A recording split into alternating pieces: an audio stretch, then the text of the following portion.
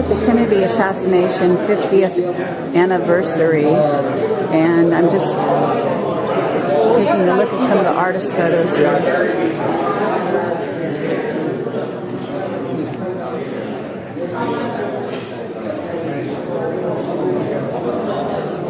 Just assuming they're all going to be online eventually.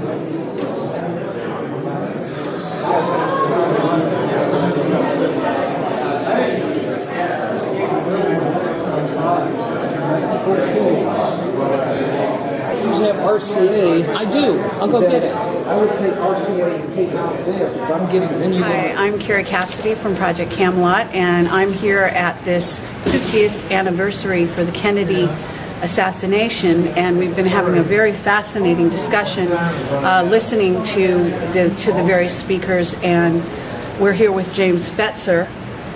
The illustrious James Fetzer, and very happy to be able to catch just a few minutes of an interview with him face to face.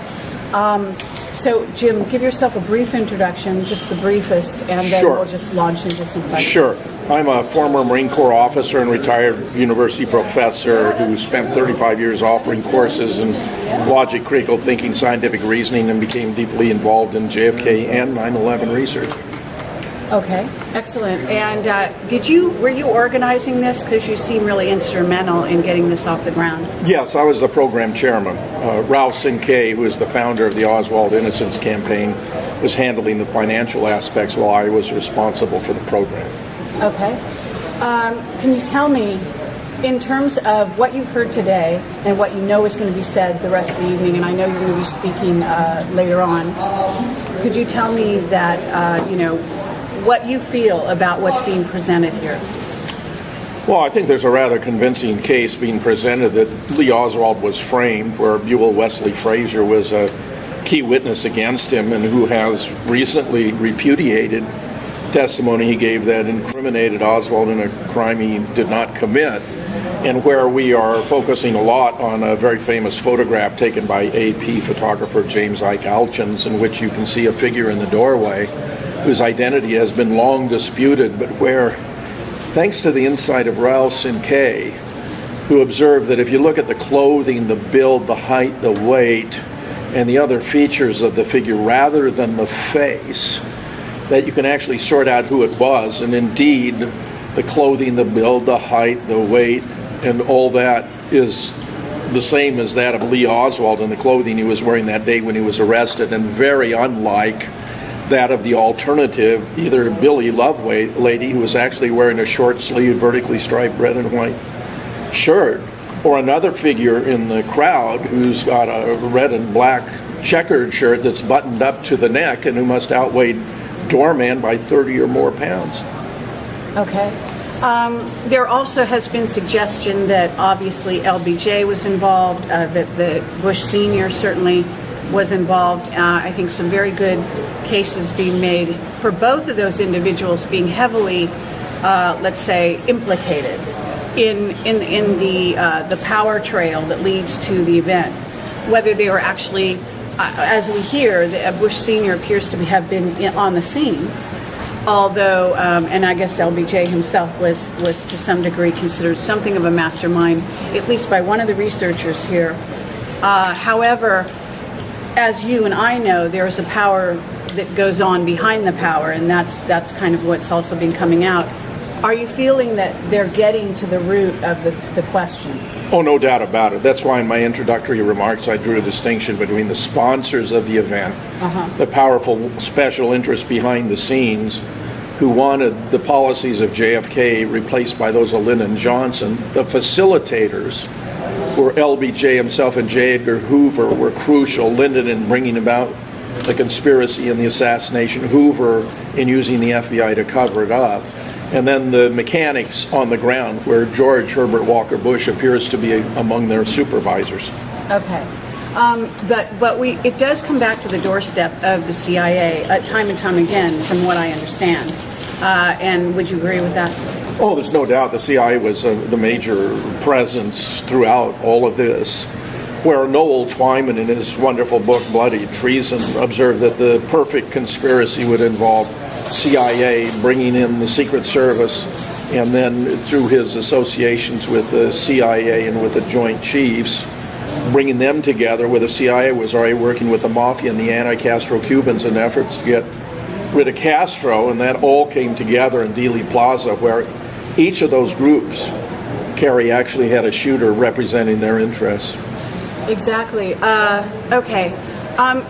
Now, we were going to talk a bit about the Oliver Stone movie, because that's so well known, and actually would love to have Oliver Stone here being one of the speakers. I think that would be fascinating. I'm also hoping in the future to get him together in sort of a roundtable that you would be part of, in fact, and Jim Mars, and we have that in the works.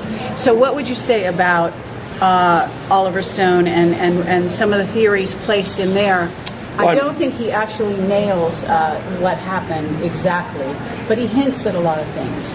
Well, I regard it as most accurate, complete, and comprehensive presentation of what actually happened in Dealey Plaza on 22 November 1963 ever presented to the public through the mass media. Okay. In my view, he had three things wrong. Number one, he had the shooting sequence too simple by half. He posits 3 teams of shooters were actually 6. He believed the Zapruder film was authentic, but in fact William Greer, the driver, pulled the limousine to the left into a halt to make sure JFK would be killed, and during that interval he was hit twice in the head, once in the back of the head. He slumped forward. Jack eased him back up, was looking him right in the face when he was hit in the right temple by a frangible or exploding bullet that blew his brains out the back of his head with such force that when they impacted motorcycle patrolman Bobby Hargis riding to the left rear, he initially thought he himself had been hit. It was such a glaring indication of Secret Service complicity. They had to take it out, and when they took it out, there wasn't enough time for Clint Hill, who was Jackie's designated protector, to do all the things he actually did there. He rushed up the limo, got on the back, pushed Jackie back. She'd gone after a chunk of Jack's skull and brains on the trunk, lay across their bodies, peered into this fist-sized hole in the back of JFK's head, and gave his colleagues a thumbs down, all before the limousine reached the Chuckle underpass. But in the accident film, we not only don't see the limo stop, but we also don't see Clint Hill doing those things he's consistently described for 50 years, Kerry. They also painted over the blowout at the back of his head in black and painted in a kind of a bulge in the right front, which was artificial. For example, Jackie said all the way to Parkland that from the front he looked just fine, but she had a terrible time holding his skull and brains together in the back.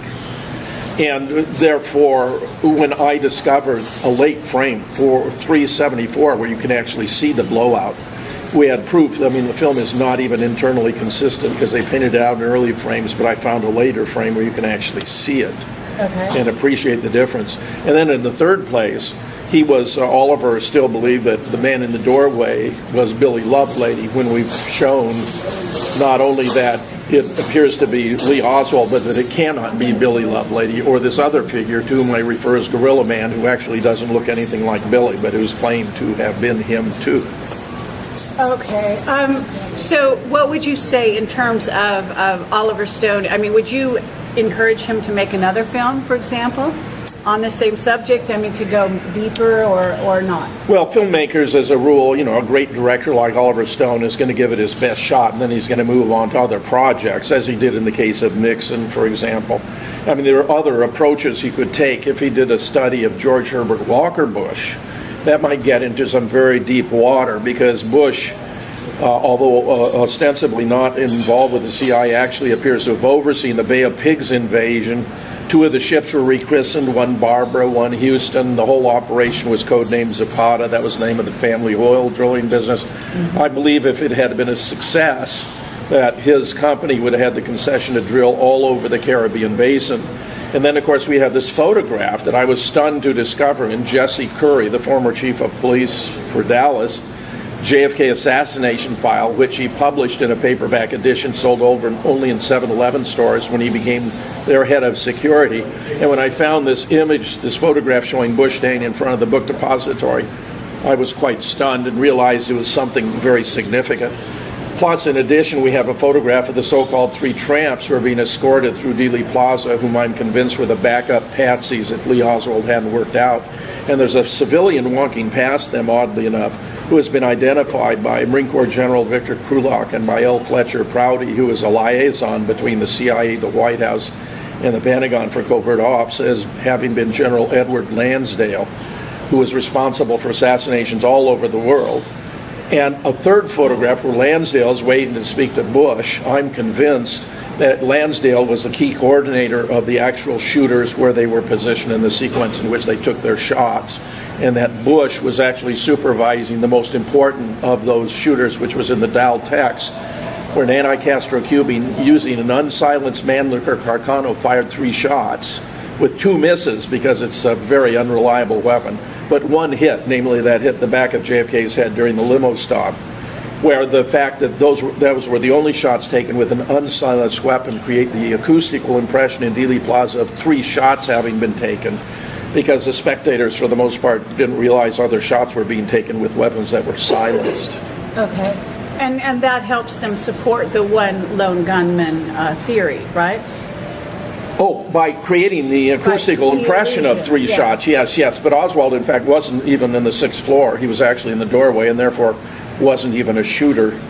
Okay, but this new information about Oswald being in the doorway is just, as I say, relatively new. Is that correct? Well, to have been resolved in the definitive way we have resolved it, which derived from the fact that Ralph Simkay happens to be a chiropractor and pays great attention to clothing and physique, so that it was he who really instructed me that the key to identifying this person wasn't the face. They'd actually taken features of Billy Lovelady and imposed them over Doorman's face. And later, when the FBI photographed Billy wearing the short-sleeved striped shirt, they put features of Lee's face over his to create greater ambiguity.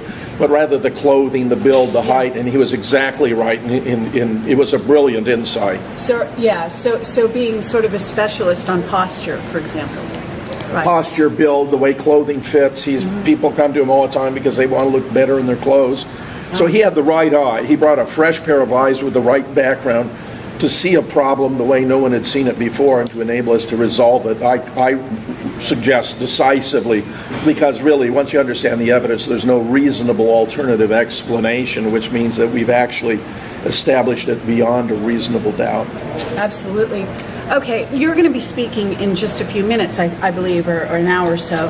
And I was just wondering, the context of your speech, which is the assassination of America, that's a statement with a lot of portent. And I think that, at least from my point of view, there was a coup that happened here in the United States with the killing of the assassination of John F. Kennedy. So with that in mind, that brought to the fore a whole sort of a group of Nazis, of New World Order individuals who then took over the United States and have moved us to the point we're at now. I'm wondering what your premise is for your talk. Well, there's something to what you're saying, because in Operation Paperclip, we imported a whole lot of group Nazi intel officers and scientists and integrated them into our intelligence services. It could be argued that 63 was part of the culmination of that effort, which was a huge mistake for a democratic society. But when I talk about sponsors behind the organization, those include the CIA, because Jack was threatening to shatter it into 1,000 pieces. He'd already instructed the Pentagon to oversee its covert activities, which neither of them liked. The Joint Chiefs had come on board with this because Jack had not invaded Cuba against their unanimous recommendation. He'd signed an above-ground test ban treaty with the Soviet Union against their unanimous opposition, and now he was pulling our forces out of Vietnam, where they believe a stand had to be taken against the expansion of international godless communism. He'd upset the anti-Castro Cubans, of course, who held him responsible for the Bay of Pigs, even though he actually was not, but the CIA allowed that false impression to linger. The Eastern establishment and the bankers were very upset because he'd instructed the Department of the Treasury to print United States notes, which had a red embossed imprint instead of green, on the ground that it was ridiculous for the government of the United States to pay interest to a consortium of private banks to print the currency of the United States. He was upsetting the Texas oil men because he was going to cut the oil depletion allowance. And there's a more distant issue hovering in the background that's very much underexplored, to which JFK was at odds with David Ben-Gurion, the Prime Minister of Israel, who wanted to develop nuclear weapons. Jack was opposed to it. David Ben-Gurion resigned in frustration with JFK, and it would not be surprising if through his contacts with Meyer Lansky and with James Jesus Angleton, who were both very instrumental in the mob and in the agency, that he was able to influence the assassination. I have identified one shooter, Frank Sturgis, who was a CIA mob guy who'd worked for the Linsky crime syndicate and who could be viewed as a representative of that interest, which very much deserves further exploration. Okay, well, I would say there's two more, and then we're going to wrap this up, and you can give me your response to what I'm about to say. First of all, there is, from what I understand, there was the secret space program that was well on its way at that point, and my understanding was that John F. Kennedy was in the sort of the midst of wanting to go to the moon or beyond with the Russians. I don't know if that was just public relations, but that was where he was headed, and I've heard some rumblings that that was also something they were very unhappy about, that he was willing to expand our relationships with other countries such that we would be working together to go in space rather than singly doing it as some kind of a competitive thing where, you know, America bests the other countries, number one. And number two, and I'd like your response to both of these, I don't know if you know, but Michael Salla has just written a book that is all about the Kennedy assassination. The name of it eludes me, but it is all about the relationship that he had to the ET question and the fact that Kennedy wanted that, he and his brother wanted to bring that to the fore, wanted to bring that to the American people, and that this was also something that they wanted squelched. That entire book that has just been published, by the way, by Michael Salla, who is head of the Exopolitics.org Institute, is all about compiling that evidence to support the idea that Kennedy was killed because of that. Now, do you have a response to those? Yeah, my answer is more definite with regard to the former than the latter. You're absolutely correct that he had proposed a joint venture in space exploration and traveling to the moon with the Soviets, which further antagonized the chiefs because they didn't believe that our technical and scientific advantage should be compromised with the nation, the entity they regarded as our great adversary. With regard to the ET question, I think the situation is much more complicated and complex. I have friends who seem to know a great deal more about this than do I, who would probably agree, but where by virtue of my not possessing comparable expertise, I cannot answer that in a definitive way. Okay, well, thank you so much for even, having something to do with organizing this. I think it's very brave of you.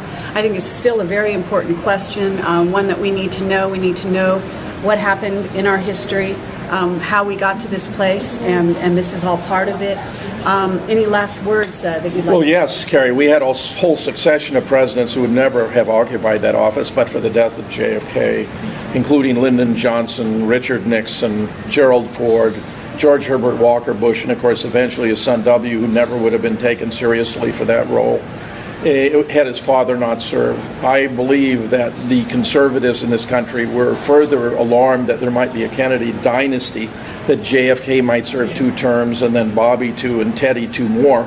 It might have been good for America, but it would not have been good for business from their point of view. They made sure that did not happen. They took him out and put in his place a man who would reverse all of those policies by going to war in Vietnam, by retaining the CIA, by keeping the Fed, by not cutting the oil depletion allowance, and by allowing Israel to go forward with its development of nuclear weapons. So I think it's very fair to say, and as you've been putting it, that there was a coup in America in 1963, and frankly, it's one from which we have yet to recover. Okay. Thank you very much, James Fetzer. Thank you for your service to humanity. My pleasure, Carrie. Thank you.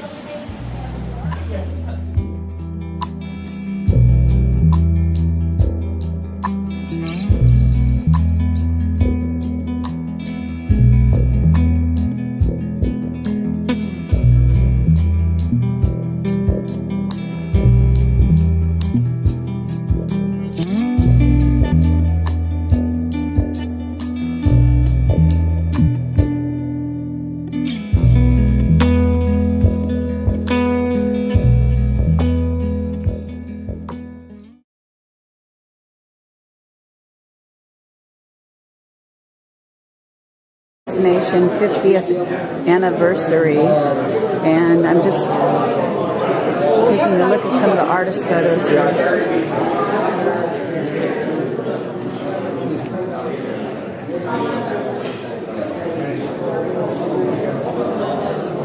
Just assuming they're all going to be online eventually.